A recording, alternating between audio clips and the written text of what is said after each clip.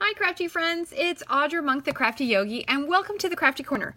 Today's quick-ish tip video is how to set up your Stamparatus for two-step stamping. Okay, so in this instance I'm making a sampler and this stamp set has the vegetable separate and the stems separate. And I'm going to show you how on setting up this pepper because this is very tricky. I tried it many times to do it on my own, and I wish I had saved my bad samples, but they went in the recycle bin. And I'm going to show you how that works. All right, so your Stamparatus has 2 plates. You can buy extra plates, so if you have something that takes many more, you can do that. You want to put, let's see, okay, move that down.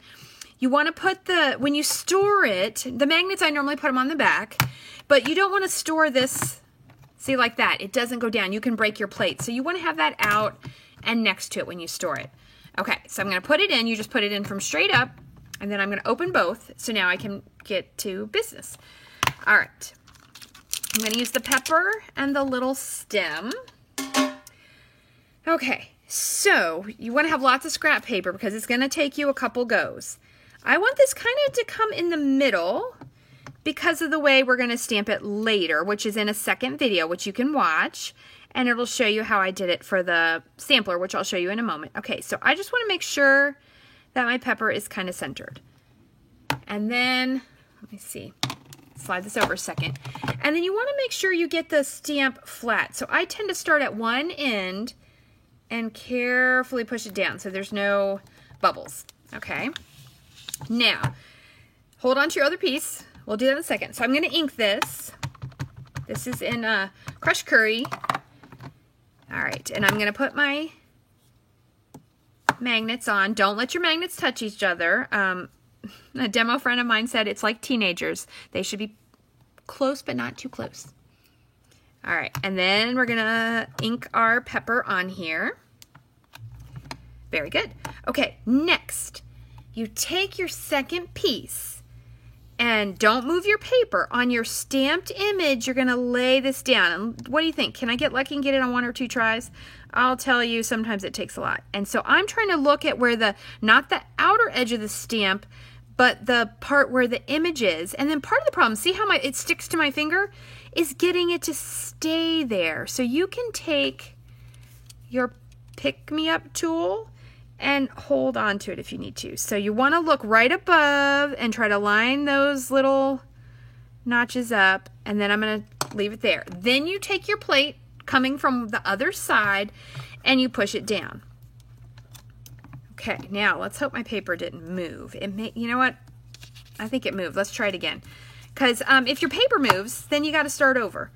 Unless you drew lines. Sometimes I will draw lines, but for what we're doing this next week in class, I don't need lines. Okay, so that's good. Let's put the magnets on there again. And it's usually nicer to have your paper be a little bigger than your image. So this one's going to get cut out, but okay, let's try again. So let's ink it in yellow. Oops, the magnet's going to get in the way. There we go. Give it a little rub, open it up. Okay, so I've got a pepper. Now, ink the stem. I'm using Mossy Meadow, but a green, any kind of green will work. And I'm going to put that down. All right, let's see how lucky we got. Hey, that's not bad. That is not bad at all. Let me look at my previous one. So here's the one I did before. I think I'm off just a little on this side, so I need a slightly better angle. Okay, so I'm going to clean it so I don't get too green, although I'm noticing my fingers are getting pretty messy here. All right, so I'm going to take it off, and a lot of times what I do is I just try to refine it on this one. So I'm just really trying to get that part up. Okay, and I'm going to use my pick tool. Okay, let's see if we get lucky. Okay, now I got to stamp a new pepper to see. I'm just going to turn it over. See if that'll fit. That'll fit. Okay, turn it over. Let's give it a go. Ink the pepper. So this may be, I'm telling you, it's worth it. You might do this 4, 5, 6 times sometimes to get it right. But once you get it right, you are ready to rock and roll.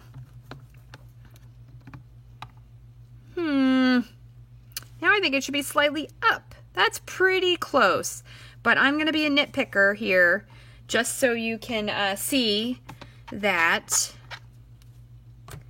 Okay, I'm going to try one more time.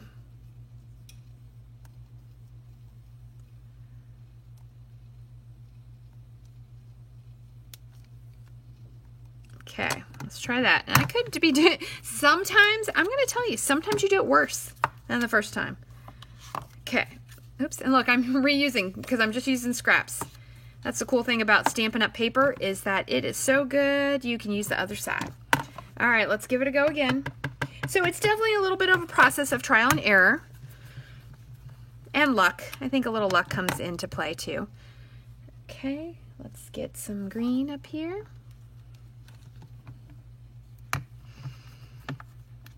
Ah, now that's the one I like. I like that a lot. Let me show you. Look how perfect that is. Okay, so now it took me, how many minutes is this? 6 minutes, okay? 6 minutes. I was talking too, but now watch this. Double check. Let's take that up a little bit. Watch this. Okay. Ink. Stamp. Ink. Stamp. One pepper. Move it out of the way. Get some more paper. Put it down. Check it out. If you were really wanting to expedite it, you could draw lines and know exactly where to put your paper. Ready? Ink.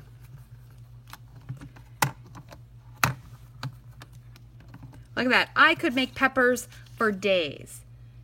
Peppers for days. So here we go. We have 3 perfect peppers. You could clean it and change the color. You could keep going. So that is a great way. Maybe you're making tags to put on, you know, a salad or vegetable basket. This would be cute as a tag, and you could say, you know, whatever kind of the name of the salad. But there you go. That's how you set up your Stamparatus.